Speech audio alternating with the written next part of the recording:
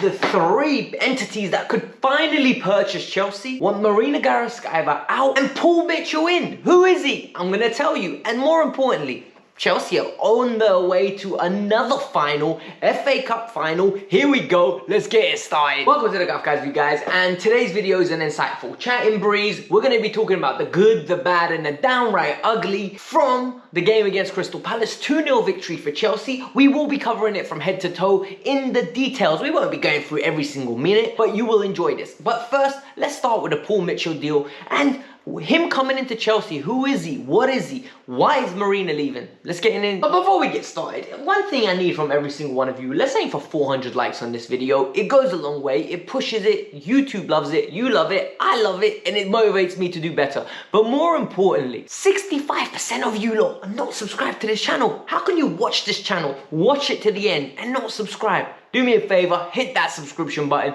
and let's keep going with the video.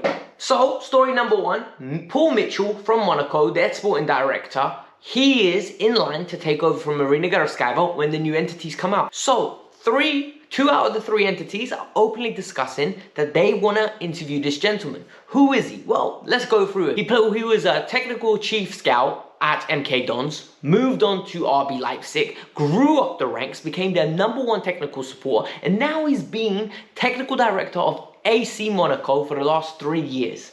He has signed players like Chouameni from Bordeaux. He has gone and got Gelson Martinez. And to be fair, he has spent an awful lot of money. I don't know whether I like this though, because his Monaco team is nowhere near as good as the Kylian Mbappe team, as the Bernardo Silva team, that Ivan Campos built. And all of a sudden, this gentleman has got a control of a good Monaco entity, and it looks like they're trying to go after him. Manchester United are interested. Ralph Rangnick apparently is a big advocate of him as a sporting director. Very interesting what's going to happen. Is Marina going to stay? Because reports have been coming out. But stay tuned with this. This is what we know so far. 2 out of the 3 parties want to interview this gentleman, and he could be coming out to be Chelsea's new technical director. But enough of that, let's get into the good from the game against Crystal Palace. Number one, the reaction from the Chelsea boys and Tuchel. Tuchel rotated his team equally, gave everyone an opportunity to hone in, but at the same time, he put out a strong lineup. He brought Aspi back into the lineup, he brought Christensen back into the lineup, he kept Rudiger, went with a solid base in the midfield, good attacking options, and the players recovered. After that Real Madrid game, it would have been easy, and I mean it, it would have been easy for their levels to drop. Emotions would have got better of them, and all of a sudden they would have dropped their level and Palace would have punished us. Didn't happen. Comfortable performance.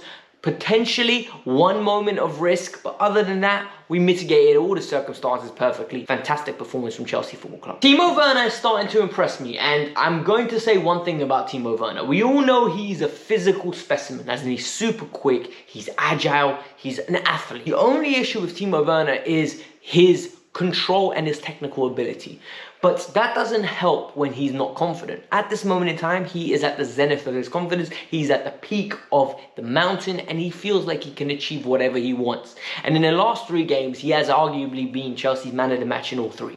And now it's time for Chelsea to help him kick on. One thing with Timo Werner is he's highly productive when it comes to statistics. Whether his performances are as impactful, it's another thing. But against Crystal Palace, he was insightful, he was direct, and he was causing all sorts of problems. He even got the assist for Mount's goal, where he played a nice little 1-2, and Mount went through. Beautiful goal. But I love to see it. Keep it up, Timo. Having a big squad is massive, and in this case, when Mateo Kovacic went down, and Thomas Tuchel brought in Ruben Loftus-Cheek, and the adjustments were critical. Going into a 4-3-3 in the second half, giving Jorginho the license to control the game. Mount and Ruben, 2-8s, exactly what a lot of us have been calling for, has been fantastic. Kai Havertz isolates his man early in the second half, one-on-one, crosses the ball, deflects it. All of a sudden, Chelsea have another player coming late into the box. Ruben Loftus-Cheek, beautiful half volley into the top corner. Chelsea are 1-0 up, comfortable second half. But the real issue here is, Ruben can't win with you lot, you know. Ruben Loftus-Cheek plays well, people criticize him. Plays poorly, people criticize him.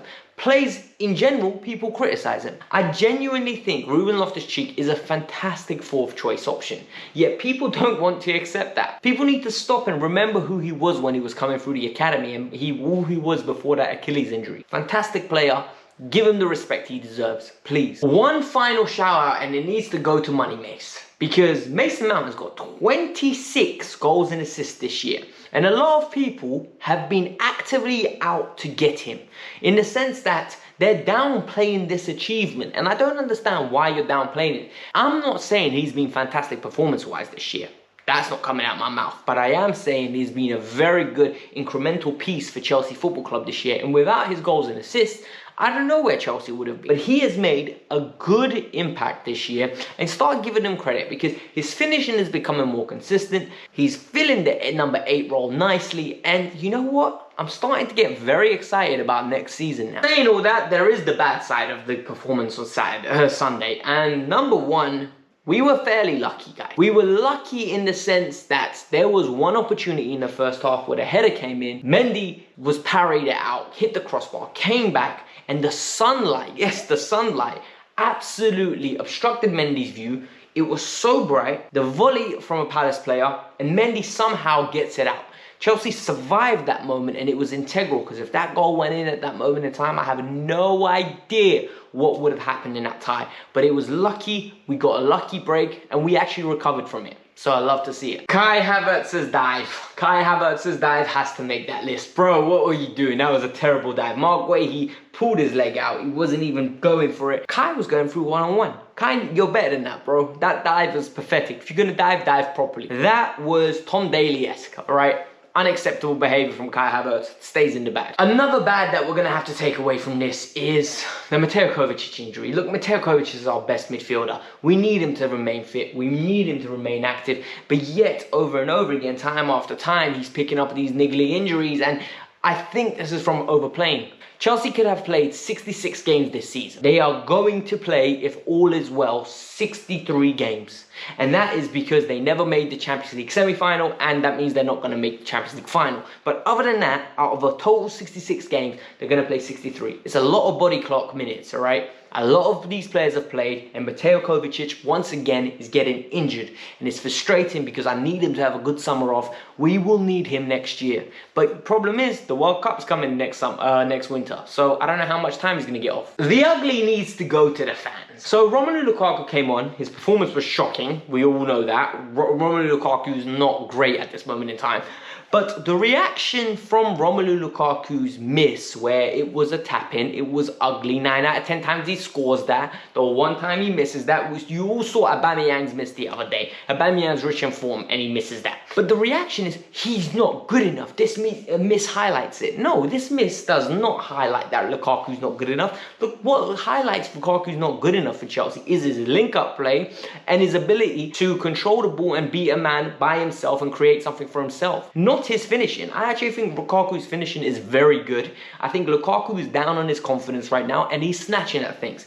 Don't be surprised if Romelu Lukaku goes and scores 5 goals if he's in the next 3 games, because that's Romelu Lukaku. The problem with Roma is he's not consistent enough. So why I'm calling this an ugly is because people want to change a narrative and say, oh, he's missing chances, so he's not good enough. No, he's missing chances because he's not confident. He's not good enough because he can't link up the play and do all the additional increments that you need from a Chelsea number 9. So don't give him too much of a hard time. But this was the Kavkas View. Hope you lot enjoyed this. Hit the like button, subscribe to the channel. Like I said, 65% of you lot are not subscribed. I need that to increase. We're aiming for 20k by literally the end of July. Help me out. Let's do this. Peace out. I'm out.